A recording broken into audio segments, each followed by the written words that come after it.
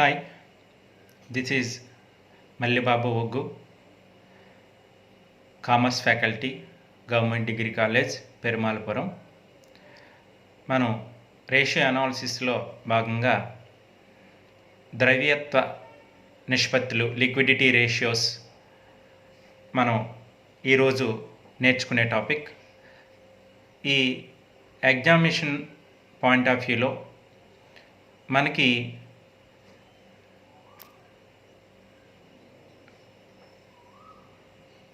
Problematic ఇచ్చినప్పుడు ప్రస్తుత నిష్పత్తులు లెక్కించండి, లేదా ద్రవ్యత్వ నిష్పత్తులు లెక్కించండి, లేదా లిక్విడిటీ రేషియోస్లను లెక్కించండి అని మనం అడిగినప్పుడు ఏ విధంగా మనం ఈ నిష్పత్తులను లెక్కించాలి అనే దాన్ని అభ్యాసపూర్వకంగా మనం ఇప్పుడు నేర్చుకుందాం. ముందుగా మీకు ఎగ్జామినేషన్ పాయింట్ ఆఫ్ వ్యూలో లెక్క ఏ విధంగా ఉంటుంది, దాన్ని మనం ఏ విధంగా సాధన చేయాలి, సాల్వ్ చేయాలి అనేది చూద్దాం. దీన్ని బేస్ చేసుకుని విద్యార్థులందరూ కూడా మీ సొంతంగా అభ్యాసన చేయవలసిన అవసరం ఉంది.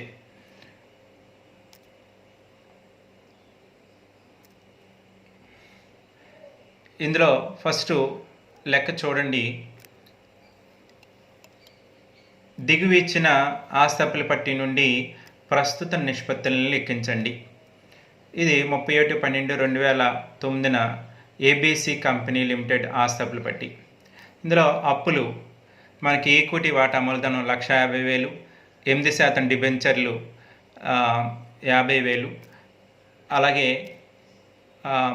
రిజర్వులు మిగిళ్ళు 25,000, రుణదాతలు 25,000, చెల్లింపు హుండీలు 15,000, చెల్లించవలసిన వ్యయాలు 10,000, ఓవర్ డ్రాఫ్ట్ 25,000, నెక్స్ట్ చెల్లించవలసిన పన్ను 10,000. ఇవి మనకి ప్రస్తుత అప్పులు. ఈ ప్రస్తుత అప్పుల్లో మనం ఏం తీసుకుంటామంటే కేవలం ఇవి మాత్రమే తీసుకుంటాం. రిజర్వులు మిగిళ్ళు కానీ, అలాగే డిబెంచర్లు కానీ, మూలధనాన్ని కానీ ప్రస్తుత అప్పుల్లోకి తీసుకోము. నెక్స్ట్ మరి ప్రస్తుత ఆస్తుల్లో ఏం తీసుకోవాలి?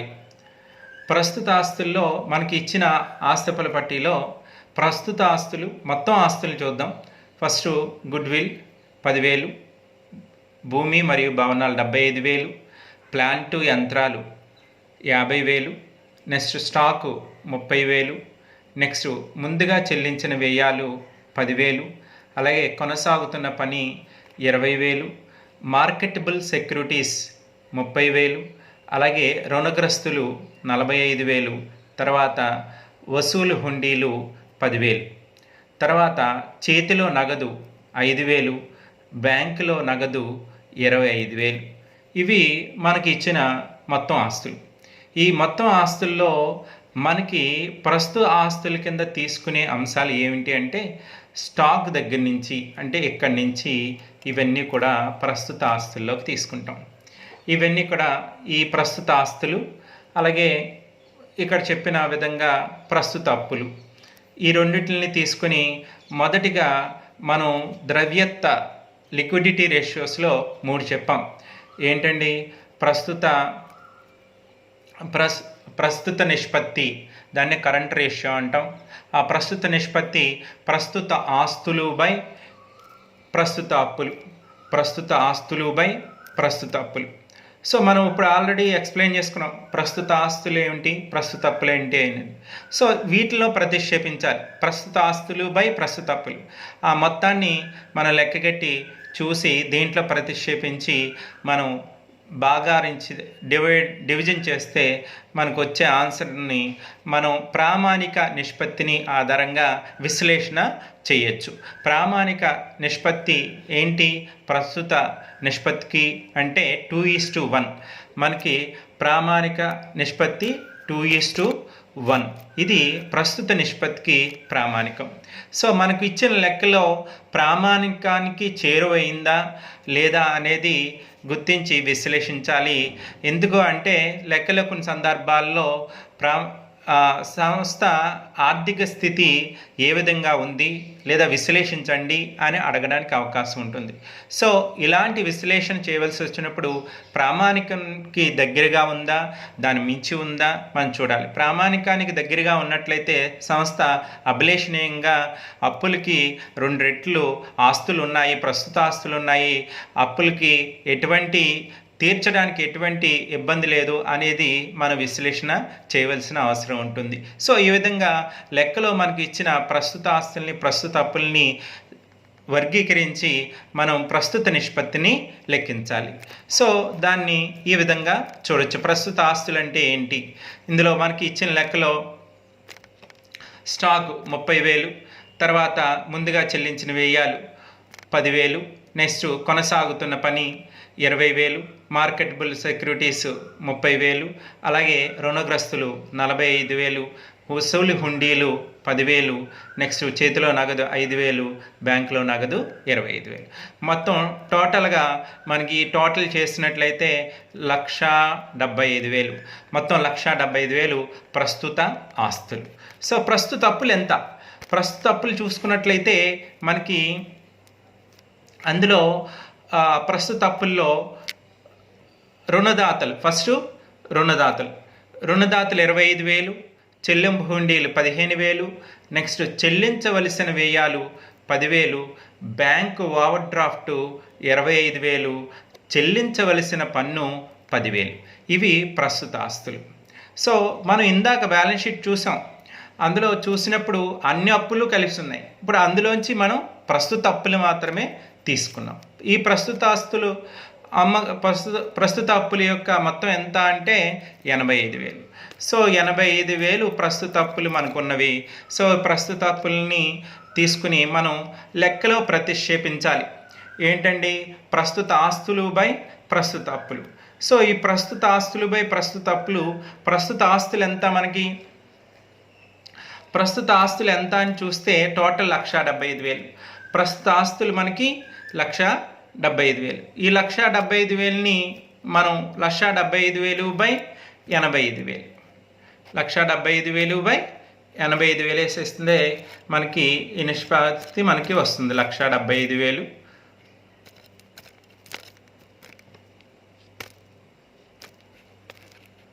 1,75,000 బై 85,000.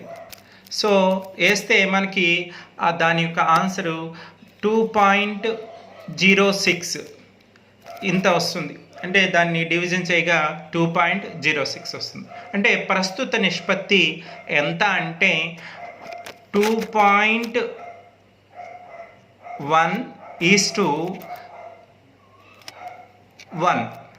సో ఇది మనకి ప్రస్తుత నిష్పత్తి యొక్క ఆన్సర్ కింద చెప్పచ్చు. సో మనకి ఇక్కడ ఇచ్చాడు కాబట్టి ఒకసారి దీన్నే పరిశీలిద్దాం. ప్రస్తుత నిష్పత్తి 1,75,000 బై 85,000. సో మొత్తం ఆన్సర్ ఎంత అండి? 2.06. సో ప్రస్తుత నిష్పత్తి ఈజ్ ఈక్వల్ టు 2.06:1. దీన్నే సవరించినట్లయితే 2.1 కింద మనం చెప్పచ్చు అనమాట. దీన్ని సవరించినట్లయితే 2.1 కింద చెప్పచ్చు. అంటే 0.6 ఇచ్చాడు కాబట్టి సవరించుకుంటే 2.1 కింద (1).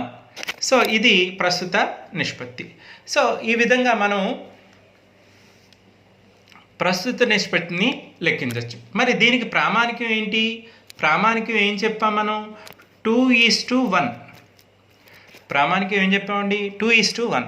సో మనకు ఉన్న ప్రస్తుత నిష్పత్తి 2.6:1 కాబట్టి మన ప్రామాణికం కన్నా పైన ఉందా లేదా? ఉంది. సో అంటే సంస్థ అప్పులుకి సంబంధించి 2 రెట్లు ఆస్తులు ఉన్నాయి, సంస్థలో లిక్విడిటీ అనేది సంపూర్ణంగా ఉంది అని చెప్పడానికి అవకాశం ఉంది. సో రెండో నిష్పత్తి ఏంటి?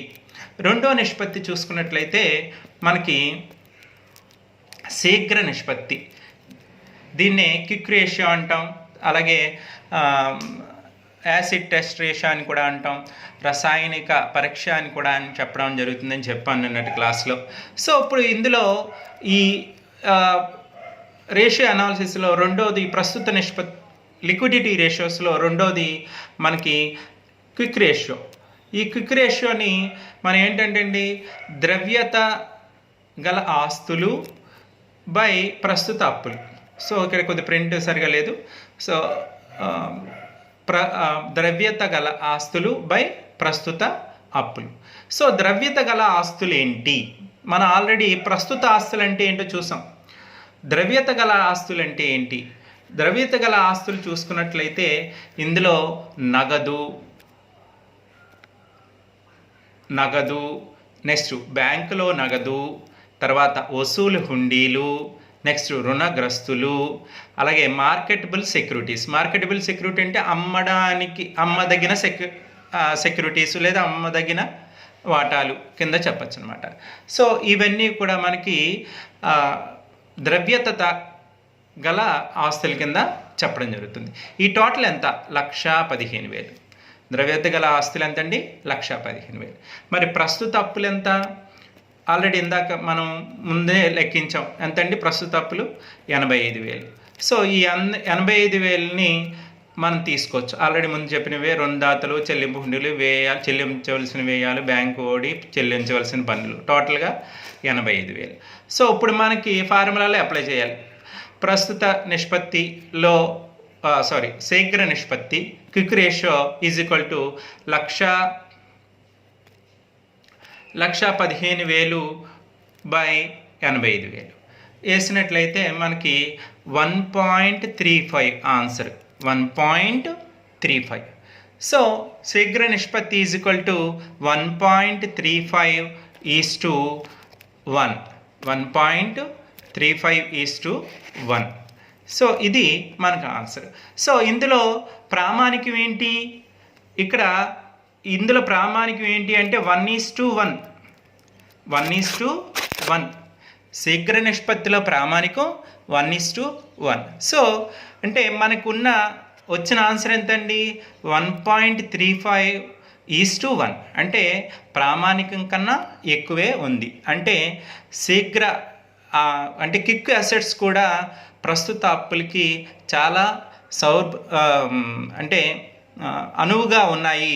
అప్పులకి కంపెనీలో లిక్విడిటీ స్థాయి బాగుంది అని మనం విశ్లేషణ చేయవచ్చు.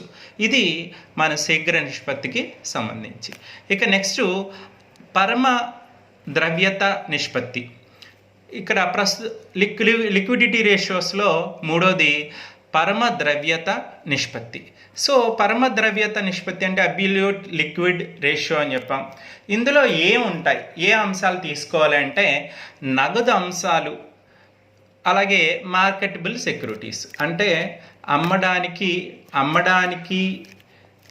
అనువుగా ఉన్న అంశాలు, అలాగే బై ప్రస్తుత అప్పులు. సో ప్రస్తుత అప్పులు ఆల్రెడీ మనకు తెలుసు ఎంతండి? 85,000. సో ప్రస్తుత ఆస్తులు ఏం తీసుకోవాలంటే కేవలం అతి శీఘ్రంగా నగదులోకి మార్చుకునే అంశాలు మాత్రమే తీసుకోవాలి. అతి శీఘ్రంగా నగదులోకి మార్చుకునే అంశాలు. అందులో ఫస్ట్ వన్ నగదు ఎలా ఉంటుంది, రెండోది బ్యాంకులో నగదు, నెక్స్ట్ మార్కెటబుల్ సెక్యూరిటీస్ అంటే అమ్మడానికి అనువుగా ఉన్న సెక్యూరిటీస్. ఈ టోటల్ మొత్తం చూసుకున్నట్లయితే 60,000. ప్రస్తుత ఆస్తులు ఎంతండి? ద్రవ్యత గల ఆస్తులు లేదా పరమ ద్రవ్యత గల ఆస్తులు ఎంత అంటే 60,000 కింద చెప్పచ్చు. మరి ప్రస్తుత అప్పులు అని చెప్పాం 85,000. సో మనం సూత్రంలో ప్రతిక్షేపించినప్పుడు పరమ ద్రవ్య నిష్పత్తి లేదా అతి శీఘ్ర నిష్పత్తి కూడా అని అంటాం. దీన్నే మనం సూత్రంలో ప్రతిక్షేపించినప్పుడు 60,000 బై 85,000. సో 60,000 బై 85,000 డివిజన్ చేసినప్పుడు మనకు వచ్చిన ఆన్సరు 0.71. సో పరమ ద్రవ్యత నిష్పత్తి is equal to absolute liquid ratio is equal to 0.71:1. 0.71:1. So యాక్చువల్గా దీనికి ప్రామాణికం ఏంటి అంటే దీనికి ప్రామాణికం 0.5:1. అంటే దీంట్లో కూడా ఇది అభిలేషణీయంగా ఉంది. పరమ ద్రవ్యత గల ఆస్తుల్లో కూడా ప్రామాణికానికి మించే ఉంది. కాబట్టి సంస్థ లిక్విడిటీ పొజిషన్లో చాలా బాగుంది అని విశ్లేషణ చేయవచ్చు. మనకి విశ్లేషణ కానీ అడిగినట్లయితే ఆ విధంగా విశ్లేషణ చేయవచ్చు. అభిలేషణీయమైన స్థాయిలో లిక్విడిటీ కంపెనీకి ఉంది అని చెప్పచ్చు.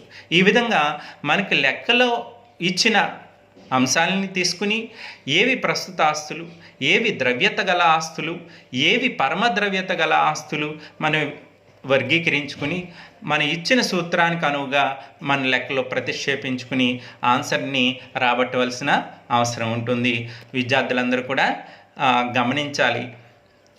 ఇక్కడ వినడంతో పాటుగా మీరు సొంతంగా కూడా సాధన చేయవలసిన అవసరం ఉంది. ఎందుకంటే ఆల్రెడీ మీ దగ్గర దీనికి సంబంధించిన లెక్కలు ఉన్నాయి కాబట్టి వాటిని సాధన చేయవలసిందిగా కోరుతున్నాను. Thank you everyone. అందరికీ కూడా షేర్ చేయండి. వీలైనంత వరకు అందరూ చూసేలాగా చేయండి.